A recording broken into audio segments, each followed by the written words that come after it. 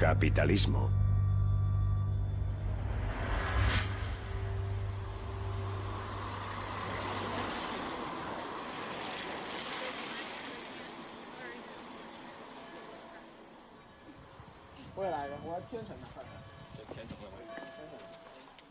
Un grupo de estudiantes chinos visita la tumba del filósofo escocés del siglo XVIII, Adam Smith. Adam Smith es muy admirado y escribió un libro muy famoso. No sé cómo es el título original, pero en China lo llamamos Gofu Lun. La mayoría lo conocemos. I root for the free market team. Adam Smith is my star player. Back in 1776, economist Adam Smith shocked everyone by saying that what governments should actually do is just leave people alone to buy and sell freely among themselves. It's as persuasive now as it was then. Everybody here knows Adam Smith, he's in self-interest and greed is good and the invisible hand and free enterprise and free markets, etc. All that he's the father of capitalism. ¿Realmente es el padre del capitalismo? Para muchos, el filósofo y su libro están ligados a su nacimiento. La historia, sin embargo, sugiere que el capitalismo nació cientos de años antes que él, por lo que nuestro relato no empieza con el hombre, sino con el mundo que lo vio nacer. Adam Smith, ¿origen del libre mercado?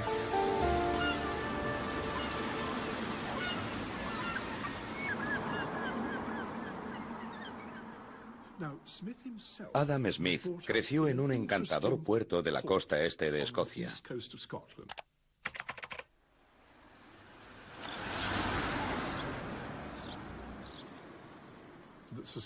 La sociedad en la que vivió estaba atravesando una profunda revolución en su vida pública.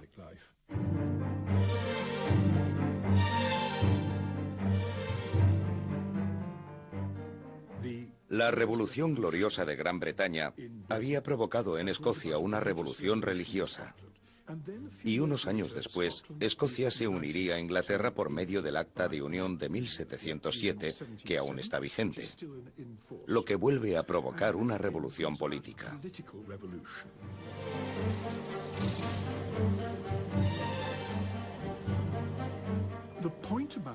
La importancia de esta revolución en la vida pública de Escocia, en lo que concierne a Smith, es que carga de responsabilidad a las clases medias escocesas, que tienen como objetivo buscar la mejora de la vida pública, la mejora de las instituciones escocesas, la mejora de la religión escocesa y la mejora, sobre todo, de la economía escocesa.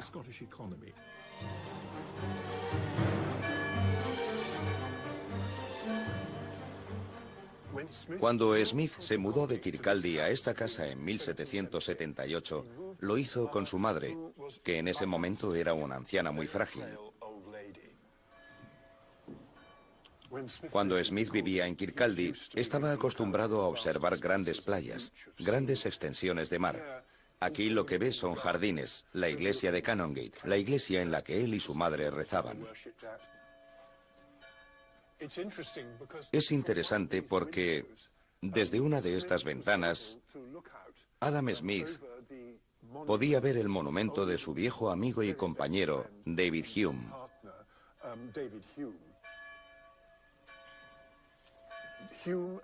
La asociación filosófica de Hume y Smith fue una de las mayores influencias formativas a la hora de dar forma a la Ilustración escocesa. Hume y Smith eran dos hombres intelectualmente muy parecidos. Ambos tenían la ambición de intentar desarrollar una filosofía, incluso una ciencia, que explicara los principios del comportamiento humano, que explicara los principios de la organización social y del cambio histórico, sin ninguna referencia en absoluto a la religión.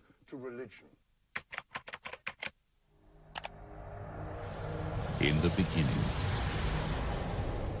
there was empty space. And in this empty space, there emerged a primordial fireball. Billions of years ago, this fireball exploded.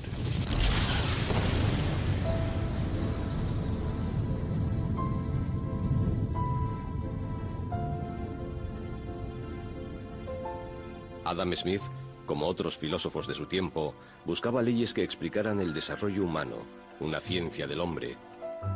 Consideraban la naturaleza como una fuente de orden social. La ciencia era un sistema de creencias en esa época.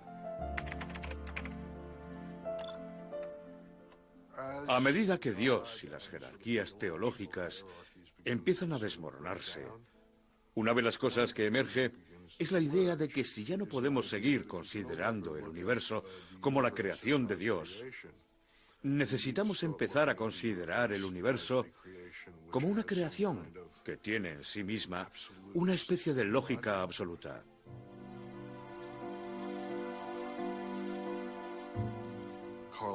En el siglo XVII, el botánico Carl Linnaeus decide que va a definir el mundo natural en su conjunto como un sistema completamente integrado y jerárquico, por lo que empieza a trabajar en un proyecto llamado Systema Naturae, el sistema de la naturaleza.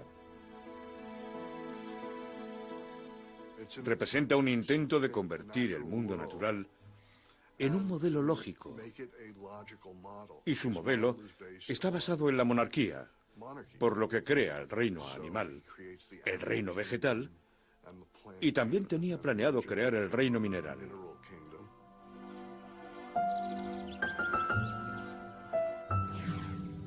Lo que hace es tomar la estructura social de su tiempo y convertirla en una jerarquía natural. En otras palabras, esa jerarquía no es algo creado por la espada, sino que la jerarquía y la desigualdad han sido creadas por la naturaleza.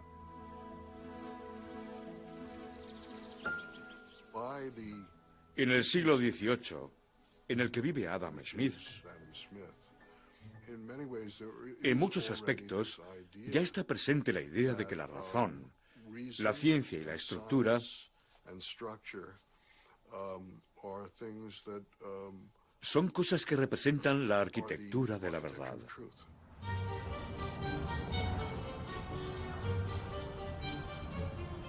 En 1763, casi 30 años después de la publicación de Systema Naturae, Adam Smith llega a París. Se propone buscar el orden natural de la economía, la base de su obra, Riqueza de las Naciones. En París se acerca inmediatamente al círculo de los fisiócratas, los economistas, y a su líder, François Quesnay. François Quesnay era médico. No era ni filósofo ni economista. Es importante indicar que en esa época estaba fascinado por China.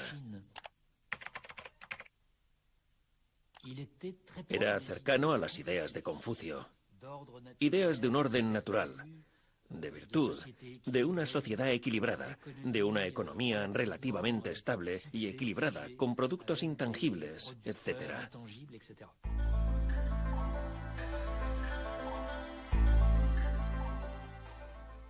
Quesnay observaba la cuestión de la economía y decidió que tenía que ser capaz de establecer un circuito de la economía. Es decir, tenemos que ser capaces de establecer quién produce qué y a quién se lo vende. Deberíamos ser capaces de localizar todos los caminos a través de los cuales los bienes y el dinero se intercambian entre los diferentes actores.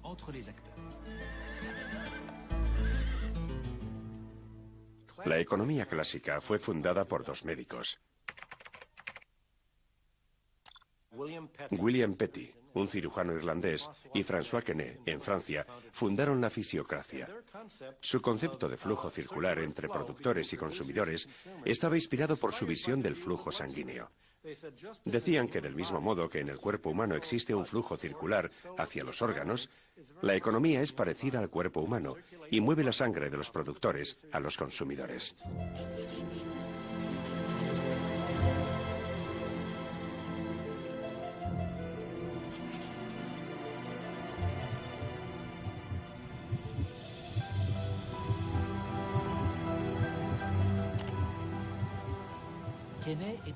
Quesnay, influenciado por Confucio como estaba, decidió que existía una especie de orden natural, al que incluso llamó orden divino, que debería ser respetado.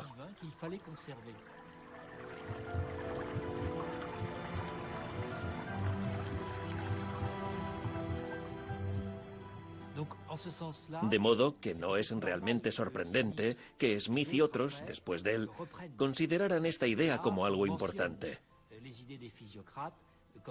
Porque quizás era la primera vez que este orden natural se había establecido y que teníamos los medios para mantenerlo.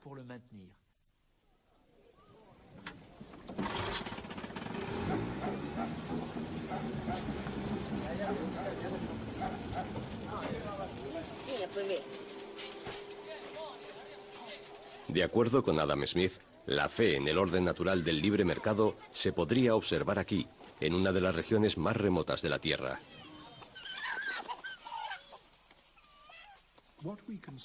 Lo que podemos ver en la obra de Smith es un ejercicio por proponer una ciencia del hombre absolutamente enorme.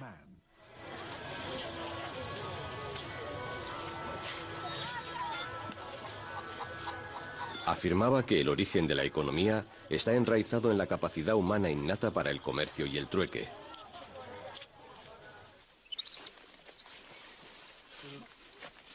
Como prueba, presentaba las tribus salvajes de las Américas, como él las llamaba.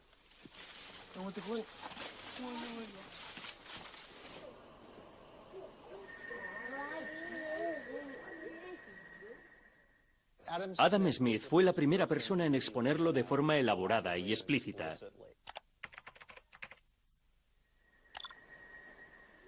Hubo un tiempo en el que no existía el dinero y la gente tenía que intercambiar cosas directamente. Por ejemplo, mira, te doy 20 gallinas por esa vaca. Vale, quizás 25 gallinas.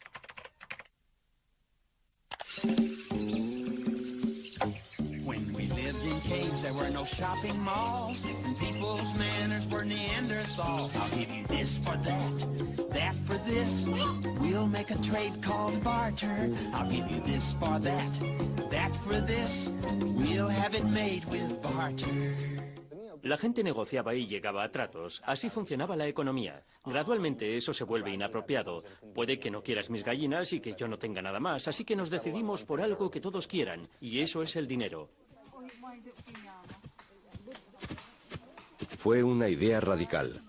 Por primera vez, la actividad económica estaba exenta de su complejo contexto social, de la psicología, de las normas culturales, de la religión y de la comunidad, y se estudiaba de forma aislada, como si se tratara de un laboratorio. Tiene sentido de forma intuitiva, pero el problema es que no es cierto. Nadie ha sido capaz de encontrar un lugar en el que tengan lugar transacciones ordinarias. Si se piensa, es bastante obvio por qué no lo lograban. Porque asumen que incluso en una aldea neolítica todos van a comerciar entre sí en lo que los economistas llaman una transacción al instante. Yo te doy algo, tú me das algo y nos vamos.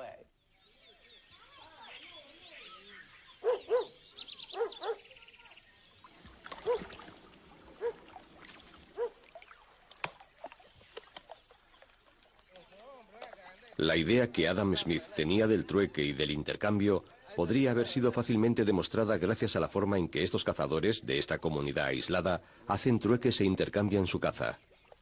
¿Qué es eso? Un majás.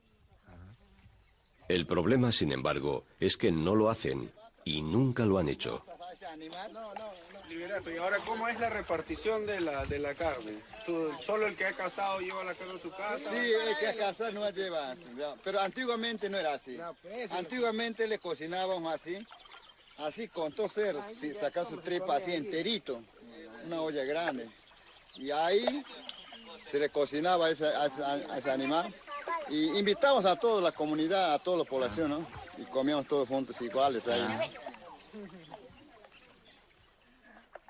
Los antropólogos llaman reciprocidad a este sistema de reparto comunal.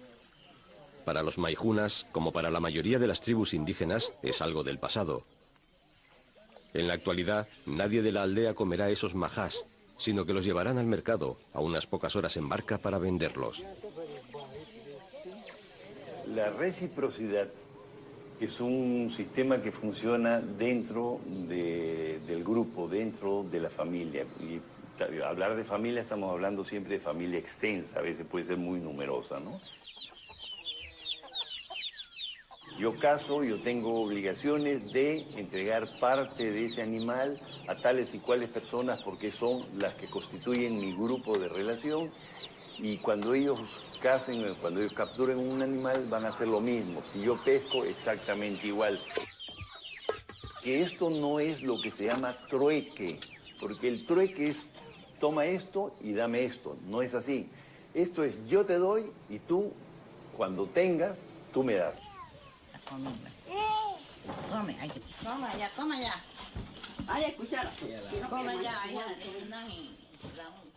Realmente no se puede culpar a Adam Smith, no tenía las pruebas. Pero desde entonces los antropólogos han contado a los economistas una y otra vez que la gente en realidad no hace eso. Durante 200 años hemos buscado una sociedad que no existe. Aún así, todavía se sienten obligados a contar el mismo relato. Está claro que ese relato les funciona, pero no tiene nada que ver con la historia o con la realidad empírica. Los maijunas no evolucionaron desde el trueque y el intercambio a una economía de mercado, sin importar lo que nos haya hecho creer la teoría del siglo XVIII. Lo que sucedió fue que la colonización y el sistema de mercado los atrapó en el siglo XIX, cuando la goma fue descubierta en el Amazonas.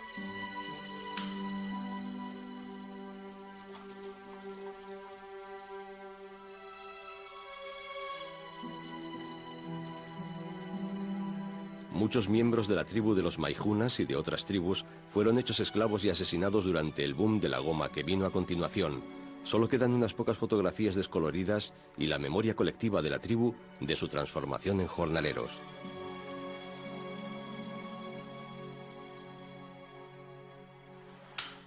Solamente han trabajado como esclavos, han trabajado como personas que solamente como quizás no entendían mucho qué es un dinero solamente para una vestimenta. Entonces prácticamente estas cosas, yo entiendo que esto han trabajado mucho los maijunas.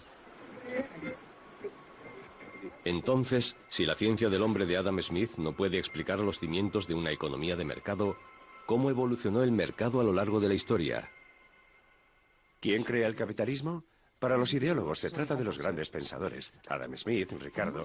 Para mí se trata de los mercaderes de Venecia, de Brujas. Esos son los actores que inventaron el capitalismo. Y Adam Smith no es más que una justificación distante de ese sistema en el dominio de las ideas.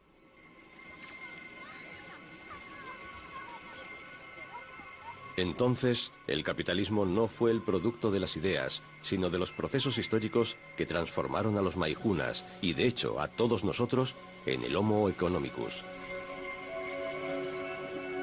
Estos históricos cambios globales fueron desatados por un único evento clave.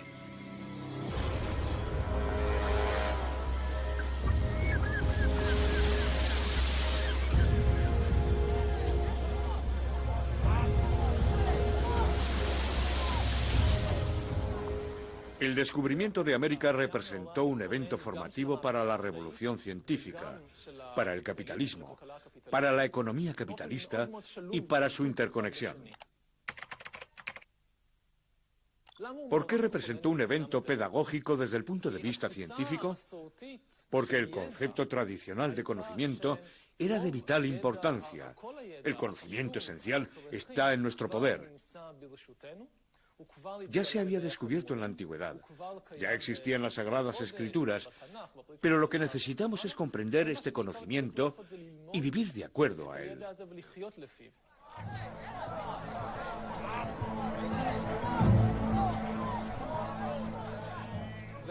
Los europeos no solo descubrieron un nuevo mundo, sino que empezaron a conquistarlo, a poblarlo, a sacar dinero de él, desde plantaciones de tabaco y azúcar a minas de oro y plata.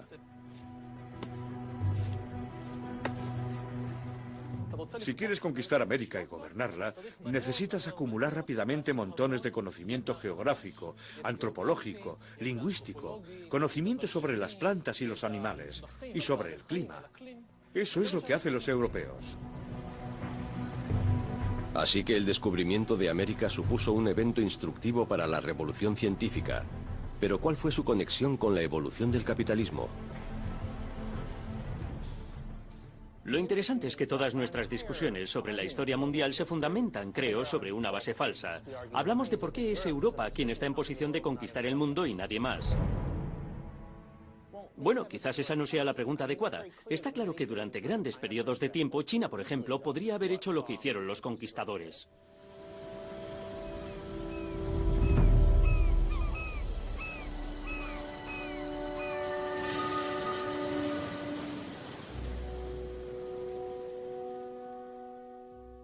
A principios del siglo XV, Zen empezó sus expediciones hacia los mares occidentales.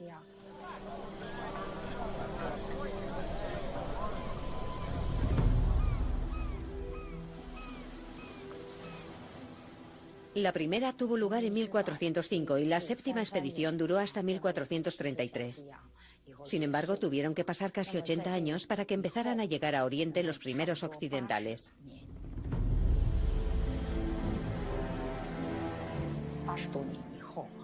Pero con respecto al tamaño de las naves, al equipamiento, a la tripulación, a la precisión técnica de las naves y a las técnicas de construcción y navegación, podemos decir que con las expediciones de Zen, China ha tenido un papel como líder mundial del transporte marítimo y la navegación. Pero nunca se les ocurrió despoblar continentes enteros para poder acumular cantidades masivas de oro y plata. Eso le parecería de psicópatas a la mayor parte de la gente de la Tierra. No todos quieren dominar el mundo, por lo que la pregunta es, ¿por qué Europa acaba haciendo eso? Creo que la respuesta se encuentra en la peculiar relación entre prestamistas y emprendedores, como los llaman. Es así, si se piensa en los conquistadores como los arquetípicos emprendedores que arriesgan cada vez más, que siempre están creando algo a partir de nada para hacer más y más dinero. Mientras que los viajes chinos en busca de descubrimientos eran decretados por el emperador, los descubrimientos occidentales empezaron como iniciativas privadas, desatando un proceso completamente diferente. Lo que el descubrimiento de América indica a los inversores, a los reyes, a los banqueros y a los mercaderes es que existe una gran oportunidad de la inversión en nuevas iniciativas para luego ver un retorno sustancial de la inversión original. La gente estaba deseosa de invertir grandes sumas de dinero con condiciones más laxas, como en el caso de Colón. Entonces funciona. Aquí es cuando empieza.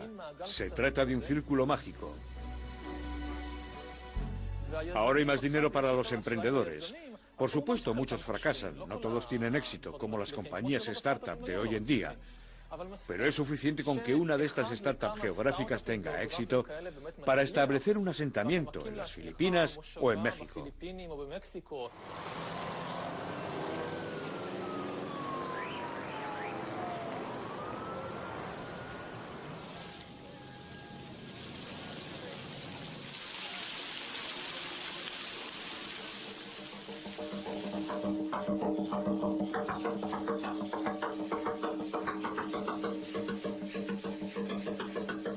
La conquista de México, llevada a cabo por Hernán Cortés en 1519, es un ejemplo de este nuevo vínculo creado entre los descubrimientos geográficos, la colonización y el dinero.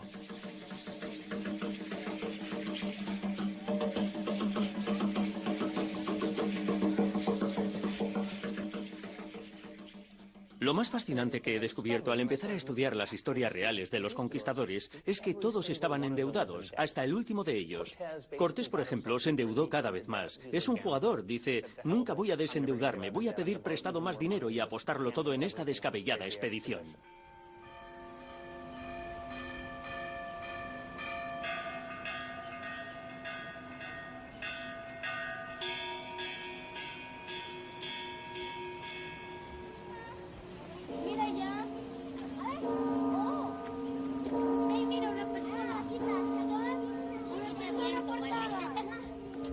Estamos ahora frente al templo, el templo más importante de este lugar.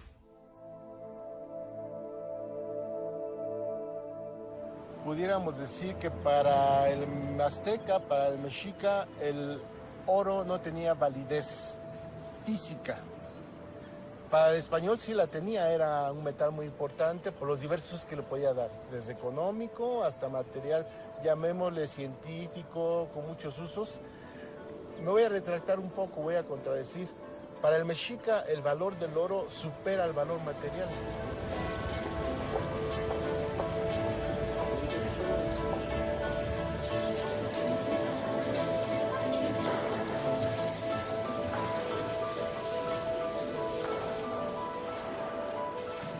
Cuando el enviado de Moctezuma, el rey mexica, le pregunta por su obsesión por el oro, Cortés le contesta: mis compañeros y yo sufrimos una enfermedad del corazón para la que no existe más cura que el oro.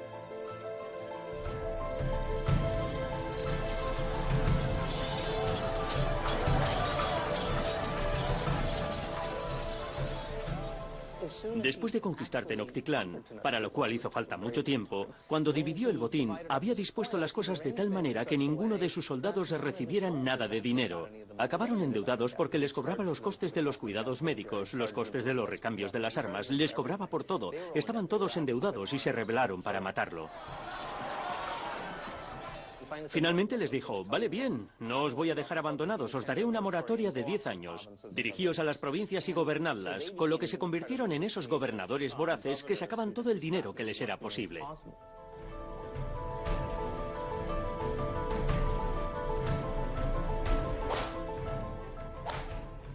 Creo que tenían un sentimiento de ira y vergüenza, de humillación e indignación, de acabamos de luchar durante todo un año y hemos logrado sobrevivir a una de las mayores batallas de la historia mundial, y aún así no me pagan nada y dicen que les debo dinero. Esto es una locura. Y ese sentimiento de indignación y de poder ilimitado combinados fue lo que los convirtió en monstruos. William Shakespeare, en El Mercader de Venecia, intentó humanizar a esos prestamistas y las pasiones exacerbadas por el dinero. He hath disgraced me and hindered me $500,000, laughed at my losses, mocked at my gains, scorned my nation. Nunca se ve a la gente a la que Cortés y los demás le deben dinero. Nunca se sabe quién es.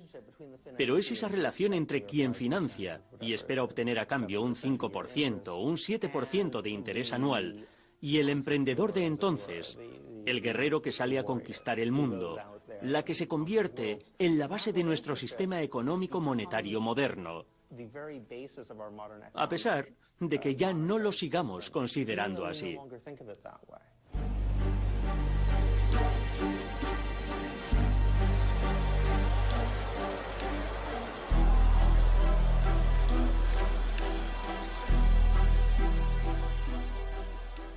Es el círculo mágico de inversiones y conquistas.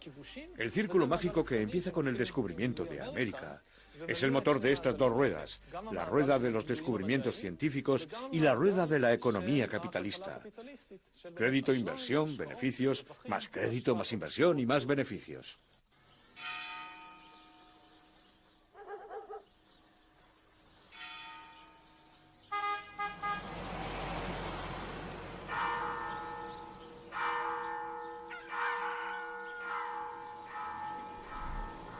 Los conquistadores españoles, con su apetito voraz por los metales preciosos, encontraron aquí una montaña de plata.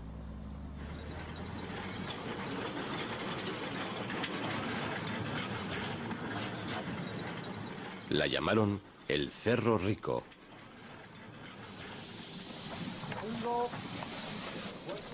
Durante los 3 siglos siguientes, extrajeron más de 62 toneladas métricas de plata del Cerro Rico, con un gran coste humano. Esto es plata. No es una plata de muy buena calidad. No es como la que había en aquella época.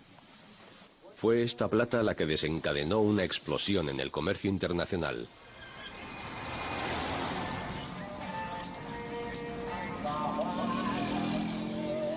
En China, la plata de América Latina impulsó una espectacular expansión del mercado comercial.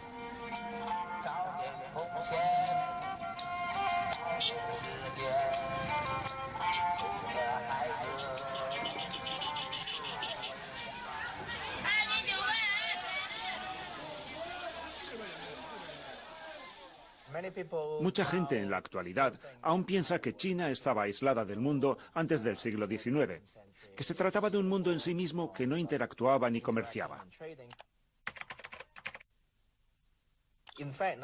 Pero ahora resulta bastante claro que los grandes descubrimientos europeos, como el de América y otros por el estilo, tuvieron un impacto real muy importante en China.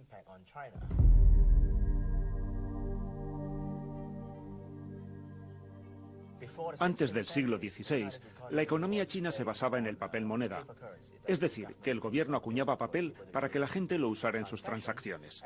Era muy inestable porque el valor de la moneda no estaba basado en ningún metal precioso, por lo que la economía comercial no estaba muy avanzada.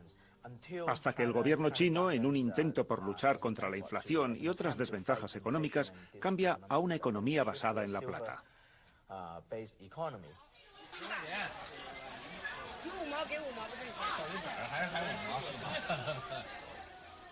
China en ese momento encontró una fuente fiable, estable y grande de plata. Toda la economía estaba platizada. La plata se convirtió en la moneda estándar para las transacciones comerciales. Esto sentó las bases de una rápida expansión comercial.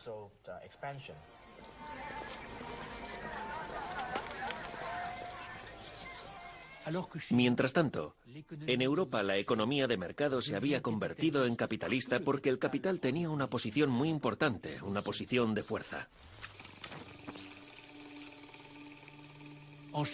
China es probablemente un poco diferente. Los productores de China, sean campesinos o artesanos, habían ganado su acceso al libre mercado por ellos mismos en el siglo XII. Podían vender sus productos sin tener que estar supeditados a un mercader o capitalista, quien gracias a su dinero les proporcionara algo parecido a un salario.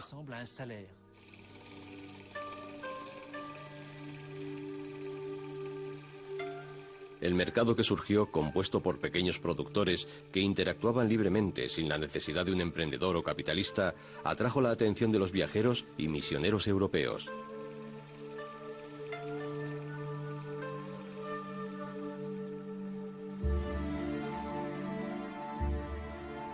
Sus historias impresionaron a los filósofos franceses y a los fisiócratas, y a Adam Smith.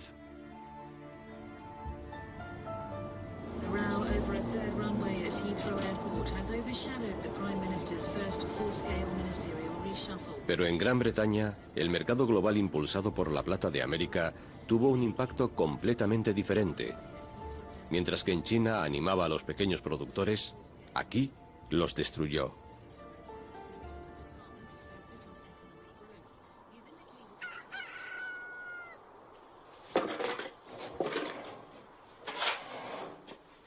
Simon Fairlie es un defensor de los pequeños granjeros independientes que se han convertido en una rara avis desde el siglo XVI. Si eres realmente bueno, puedes conseguir un salario mínimo con 4 vacas lecheras, sin alimentarlas intensivamente, para lo que harían falta unas 4 hectáreas, más o menos. Yo tengo 2 vacas, y para dedicarte a tiempo completo necesitarías 4. Pero tienes que ser bueno. ¿Cómo se ha exprimido así a los granjeros independientes? Es un proceso de 400 años. Sí, así es. Bueno, realmente se remonta al cercamiento del siglo XVI en adelante, cuando los pequeños granjeros fueron desplazados de las tierras para que los mayores terratenientes pudieran monopolizar la tierra y mejorarla para hacerla más productiva. Y lo lograron. Pero durante el proceso expulsaron a la mayoría de la gente de sus tierras. No tendría que haber sucedido así. La plata, que inundaba países como España, creó una creciente demanda de lana inglesa, lo que hizo de la cría de ovejas una actividad más rentable. Los campesinos fueron desplazados para dejar espacio a más ovejas. El proceso se llamó cercamiento. El cercamiento surgió del deseo de los nobles británicos del siglo XVI, de los terratenientes, a veces de la burguesía. Fue suyo el deseo de imponer el derecho de la propiedad. Hasta entonces la tierra se mantenía más o menos de forma conjunta y se dejaba para la gente más pobre, Pero a partir del siglo XVI, la nobleza y la burguesía empiezan a reivindicar su derecho a la tierra.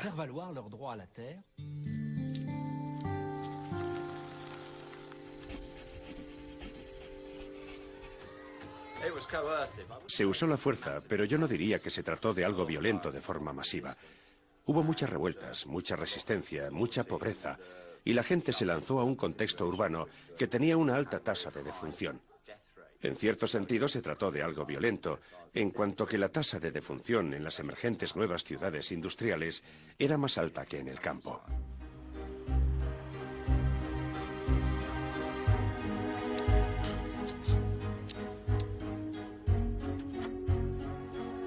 Derriban casas, escribió Tomás Moro. Echan abajo aldeas y no dejan nada en pie más que las iglesias en las que acomodan a las ovejas. Las consecuencias en Inglaterra fueron enormes. La única solución viable al enfrentarse a esta nueva realidad consistía en intentar encontrar trabajo como artesano o hilar y tejer en casa. De repente, había un ejército de personas sin casa y sin trabajo, empobrecidas por el cercamiento, que se veían obligadas a vender su trabajo simplemente para poder sobrevivir. Este ejército de campesinos desposeídos, sin hogar ni empleo, se convierte en una potencial fuerza de trabajo que ayuda a crear un mercado laboral. ¿Cómo se crea un mercado? Es algo muy interesante.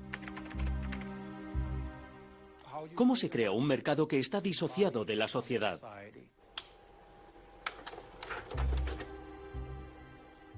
Se puede aprobar todo tipo de leyes, que fue lo que sucedió en Inglaterra entre 1650 y principios del siglo XIX, que criminalicen la pobreza. Robar un pañuelo se puede convertir en un delito capital. Se puede ejecutar a los niños. Se puede encarcelar a la gente porque no puede seguir pagando las deudas. El número de leyes para sembrar el terror aprobadas para criminalizar la pobreza, para aumentar la deuda, para crear seres humanos que puedan ser comprados y vendidos, es lo que ayuda a que surja un tipo particular de mercado. Vamos. Vamos. Vamos.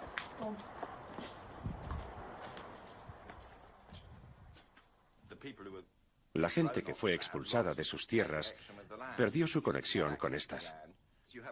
Si tienes acceso a la tierra, tienes una cierta cantidad de independencia. Eres tu propio jefe y no estás realmente en deuda con nadie. Mientras que una vez que te han separado de la tierra, te encuentras en una situación mucho más insegura y eres menos capaz de enfrentarte a las fuerzas de la economía.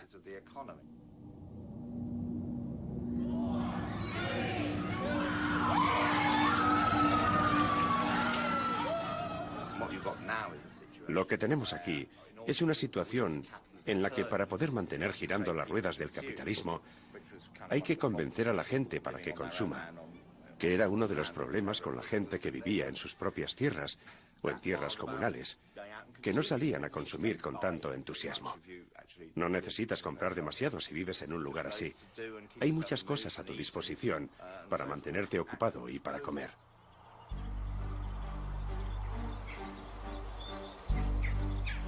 De este modo, el camino de la plata y del oro que empieza en el Nuevo Mundo ayuda a estimular un mercado global que acaba por transformar la sociedad británica.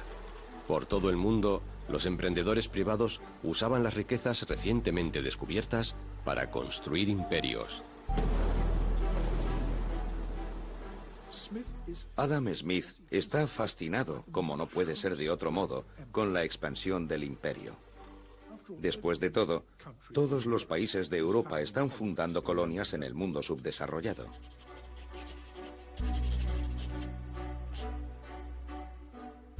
¿Y cómo se desarrollan esas colonias? En realidad, quien las desarrolla es lo que llamaríamos el sector privado. ¿Qué hacen las grandes compañías de comercio? Se trasladan, con el permiso del gobierno, a diferentes partes del mundo. Y estas compañías de comercio se convierten en gobiernos.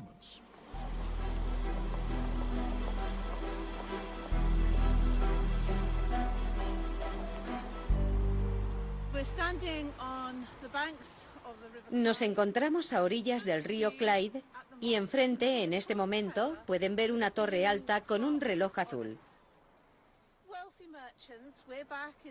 Los mercaderes adinerados del siglo XVIII miraban desde lo alto de la torre al río para ver llegar sus barcos. Y esos adinerados mercaderes seguían una especie de ruta comercial triangular. Llevaban bienes desde aquí, desde Escocia, a la Costa del Oro en África.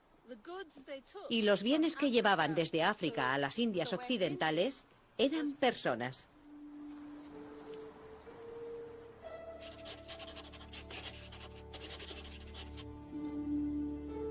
Los barcos de Europa llevaban bienes a África y allí cargaban esclavos para llevarlos al Nuevo Mundo, de donde traían de vuelta materias primas a Europa.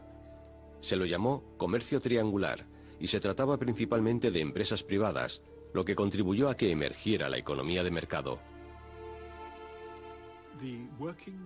El comercio y el imperio del siglo XVIII en Europa dependen cada vez más de los esclavos negros. Adam Smith lo sabe muy bien. Después de todo, fue un estudiante aplicado de la economía escocesa en su día, pero escogió hacer ojos ciegos ante la esclavitud.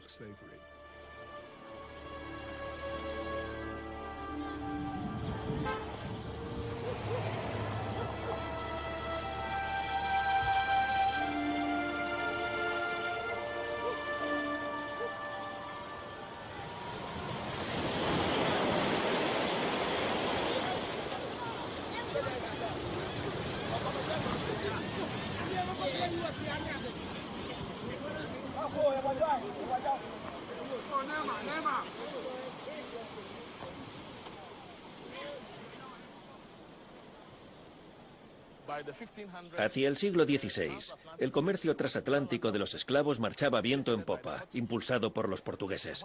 Cuando llegaron aquí, erigieron estos castillos a lo largo de la costa. Quiero recordar que no se referían a ellos como castillos, sino que los llamaban barracones o factorías pensadas para producir esclavos para las plantaciones.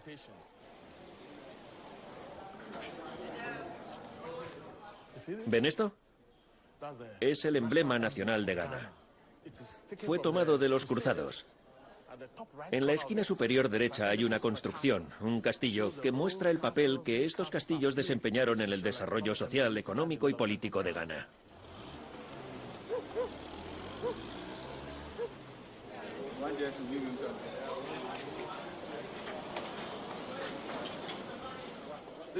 Este era el calabozo de los hombres. No había luces. Era ese agujero de ahí el que les proporcionaba luz y ventilación.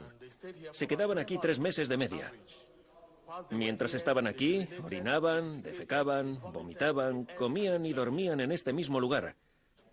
Este era el desagüe para las heces y la orina. Cuando llovía, el agua entraba y limpiaba el suelo. Sin embargo, todo el suelo estaba cubierto de inmundicia y muchos enfermaban y morían aquí.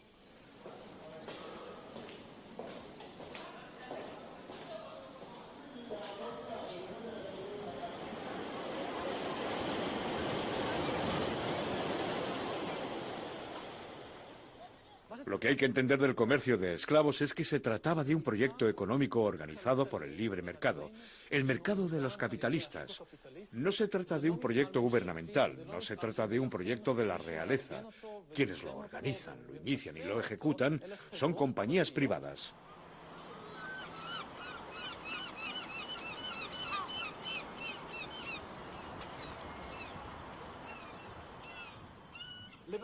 Liverpool se convirtió en el principal puerto del comercio de esclavos de Gran Bretaña. Londres y Bristol habían coqueteado antes con el comercio de esclavos, pero a partir de 1750 Liverpool lo eleva a otro nivel.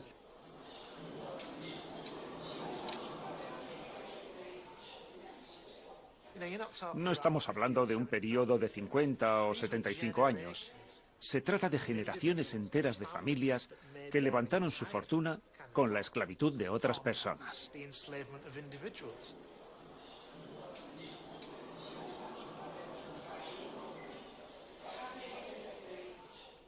Thomas Golightly fue uno de los alcaldes de Liverpool. También fue uno de los comerciantes que hacía negocios en África. Se trata de un hombre muy importante, que es el tesorero de varias sociedades. Esto demuestra lo influyentes que eran las personas de esta ciudad, que estaban embarcadas en el comercio transatlántico de esclavos. ¿Y de dónde provenía el dinero para comprar barcos y esclavos? De las inversiones de la gente en el mercado de valores. La gente compra acciones de compañías que comercian con esclavos o ingresan su dinero en el banco. Y el banco presta dinero a las compañías que comercian con esclavos. Y así se financia el comercio de esclavos. De lo único de lo que se trata es de beneficios.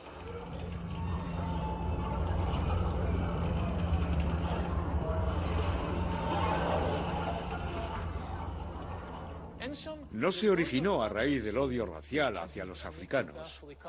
El racismo es producto de la esclavitud. No se originó antes que la esclavitud.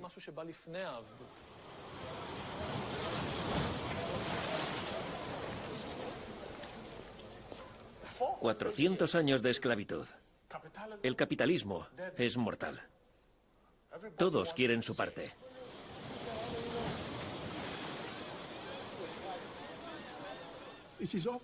A menudo se dice que Adam Smith no es sensible a los movimientos sociales y a los cambios sociales de su tiempo. Quizás la viga en el ojo de la riqueza de las naciones sea la esclavitud.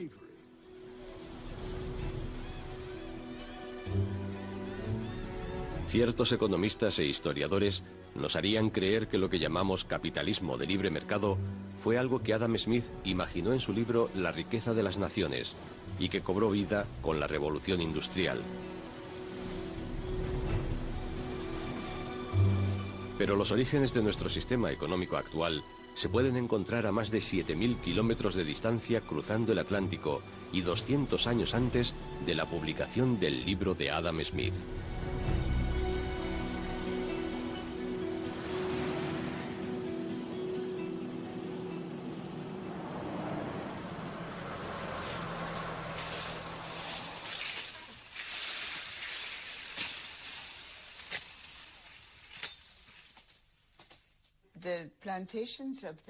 Las plantaciones del Nuevo Mundo representaron la primera actividad económica y productiva que Europa situó en estas regiones no europeas.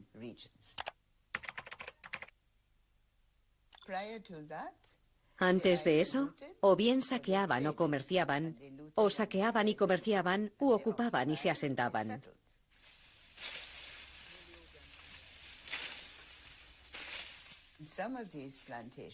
Algunas de esas plantaciones eran muy grandes, mucho mayores que cualquier factoría de la época en Europa.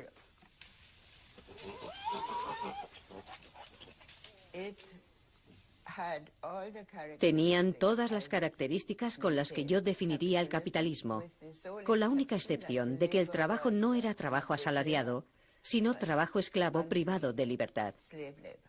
Pero en cualquier otro aspecto era capitalista sin ningún tipo de duda. Lo único que buscaba era el beneficio.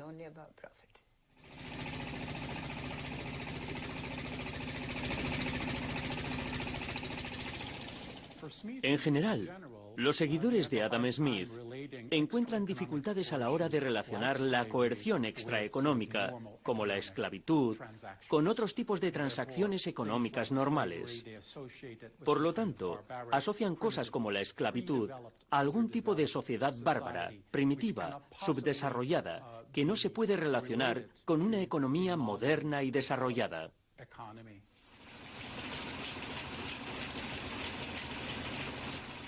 Pero se pueden presentar argumentos sólidos para decir que el capitalismo empezó en realidad en el siglo XVI con la colonización del Caribe y de América Latina.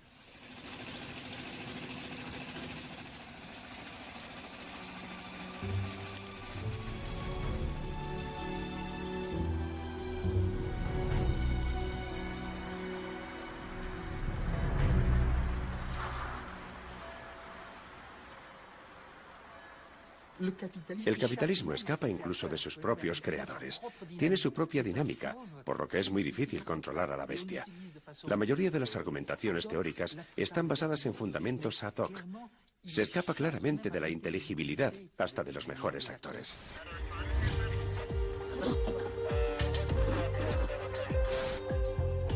Pero si el nacimiento del capitalismo no tiene nada que ver con Adam Smith, ¿por qué su libro La riqueza de las naciones se convirtió en una obra tan influyente? ¿Y por qué su visión de la economía como una ciencia está tan ampliamente aceptada?